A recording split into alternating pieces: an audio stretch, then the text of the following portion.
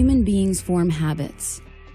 At some point in our lives, many of us realize that the lives we are living are not those which we have imagined, but rather lives reflecting others' imaginations, as if we have been unwitting actors in someone else's script. Are we acting out the artificial roles created by others who have successfully harnessed our minds through our habits? To answer that question, one must first learn how the minds of individuals can be harnessed by systems of psychological control. Are the habits reflected by human beings in direct conflict with their needs to survive and thrive in this world? The enormous implications deter many of us from asking these simple questions and finding answers relevant to our daily lives. If we don't resist all of the different information that comes our way and weigh it and use our own mind instead of what somebody else wants us to think, eventually society would become nothing more than automatons, robots. The establishment protected itself unless you submit to the saturation and indoctrination and adopt all its values. You can't get in. Everyone needs to find out and really think about it. What is going too far? Because all of this is happening so fast, you need to be ahead of the game. They're ahead of the game. Humans subjugate themselves to control because they're born into it. And the tyrants and the social engineers know how to incrementally begin to slowly ratchet up the manipulation, the domination, the oppression, so that people never really recognize it coming. It's the old analogy of the frog in the boiling pot. You throw a frog into a boiling pot, folks in Louisiana will tell you this, a bullfrog, he'll jump out. But if you put him in a cold pot, turn it on simmer, heat it up slow, he'll boil, and he'll never see it coming. Well, I think it has a lot to do with group collectivism. And like, go back to John Dewey, you know, he hated the individual. He hated the rugged individualism of Americans. They had to get rid of that. And Carnegie very deeply involved in that. They even talk about getting rid of that, huh? And so I think that when you've been reduced to a member of the group, the collective, whether it's through sensitivity training that teachers have to go through, or whether, you know, it's in your own community, like we have a community-oriented policing system, you know, where they give you a medal. If you do a good deed, well, you know, you're part of the collective with the police. I would say in the next 50 years, if large numbers of people don't become consciously resistant to the overall mind control exerted on society, we're going to see many more people who really truly resemble androids. People induce this themselves by looking out at the world and saying, it's too dangerous for me to tell the truth or to say what I really believe or express how I really feel. It's much better if I fabricate a completely synthetic personality that's going to sit back here and remain passive. That's how it works. The idea of short-term gain, basically giving up freedoms. Giving up freedoms is never a good idea.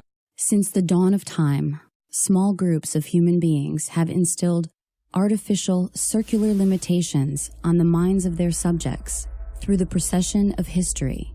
Traditionally, the limitations are imprinted on the servile population through a cunning use of language, instruction, and media for the purposes of conquest, social cohesion, and authoritative order by harnessing the human resources of the broad population.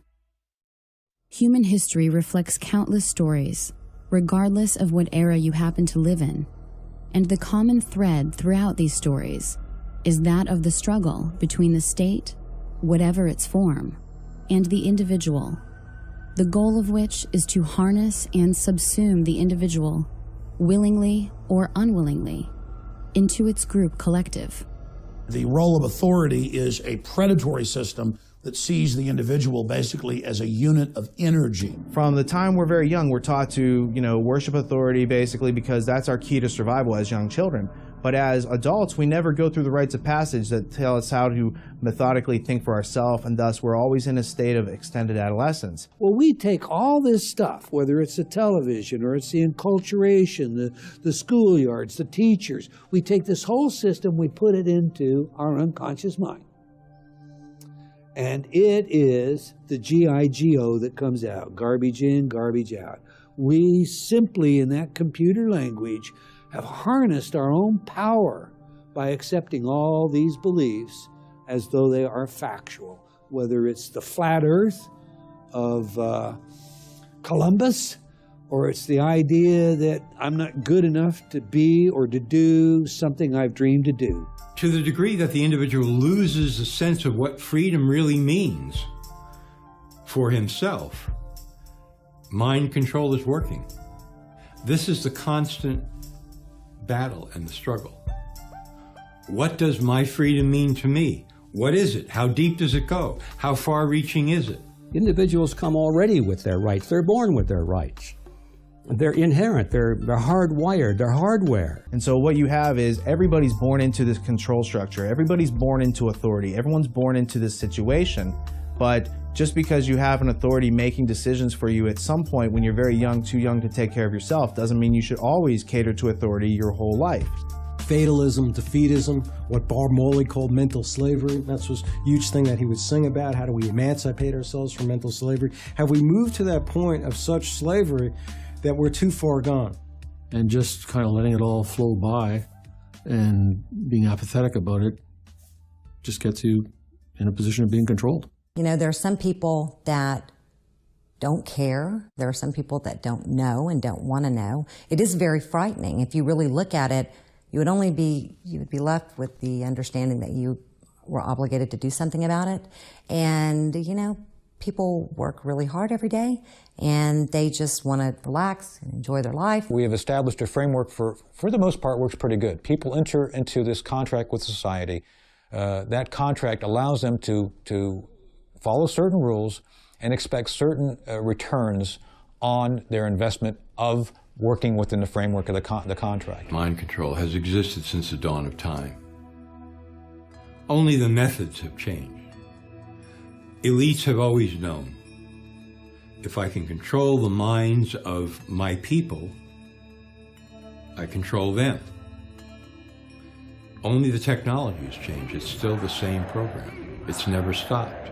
Sun Tzu, within the works of The Art of War, talk about the fact that if you can understand your enemy so well to the level of where you can psych him out, basically defeat him before you put one boot on the battlefield, you've become a true master of your domain.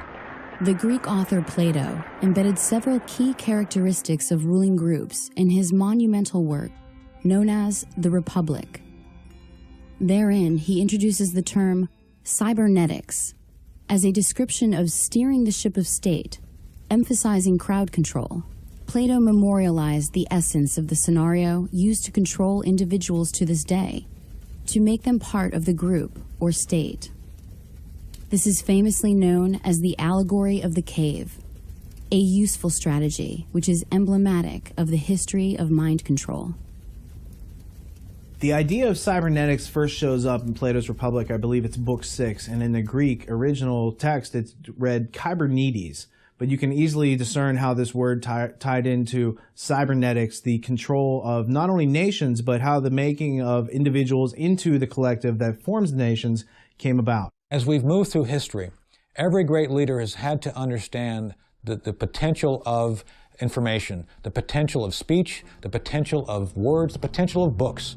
What is a citizen, if not someone willingly or unwillingly participating in the machinations of the state? How would we acquire the habits of citizenship without stimulus from the state and our response to it? Attention! Attention! This is your beloved leader, Og the Exalted. There will be a special Giant Joy rally today at Og Memorial Stadium.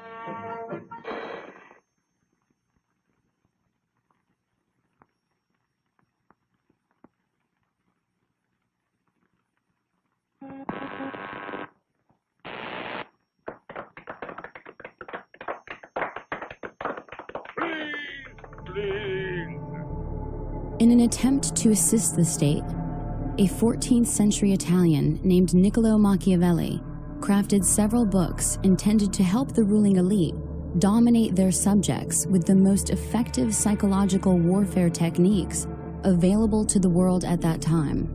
And he was trying to convert the Medici family into hiring him to provide political advice.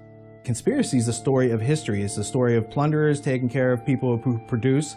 They claim to take care of them through government, which doesn't give you anything, it doesn't take away first. So it's not creating something out of nothing. It's very real what they're doing. They're taking your rights or taking some people's rights and adding more to someone else's rights. Concurrent to Machiavelli's efforts, the consequences of tyranny were sowing the seeds of liberty throughout Europe, with authors like Etienne de la Boétie of France leading individuals to consider their situations and discover effective means to achieving liberty for all.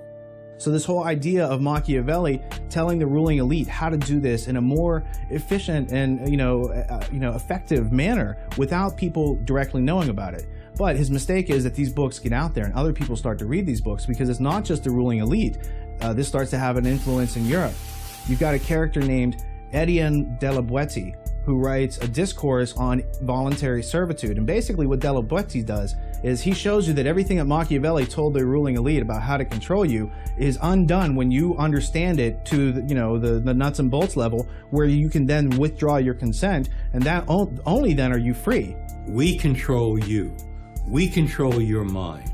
We make you believe you have no creative power.